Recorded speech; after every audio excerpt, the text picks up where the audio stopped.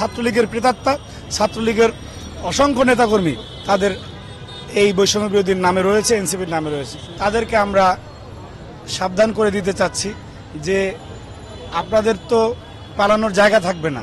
মামলা তো এজাহার হয়ে গেছে, আপনি জানেন যে আমাদের ছাত্রদলের সাধারণ সম্পাদক তিনি সেই মামলাটির এজাহার সম্পন্ন করে গভীর রাতে বনানী থানা থেকে বের হয়েছেন। পাশাপাশি যারা হত্যাকাণ্ডে জড়িত তাদেরকে সেভ করার জন্য, সেভ এক্সিটের জন্য আপনার বৈষম্য বিরোধীর এবং এনসিপির নেতারা রাতভর বনানী থানায় লবিং তদবির করেছে সরকারের উচ্চপদস্থ জায়গা থেকে।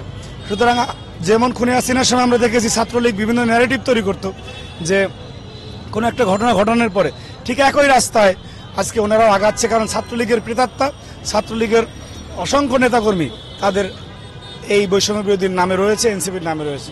সুতরাং বিষয়টা খুবই স্পষ্ট। আমি যেটা আপনাকে আগেই বললাম যে এই বৈষম্য বিরোধী আর ছাত্রলীগ এর একই মুদ্রার এপিটোপিট। তো ছাত্রলীগের যদি পূর্ণাঙ্গ বিচার হয় এদের অসংখ্য নেতাকর্মী সেই বিচারের আওতায় আসবে বলে আমরা বিশ্বাস করি, যাদেরকে ওনারা এখন সেভ করতে চাচ্ছে।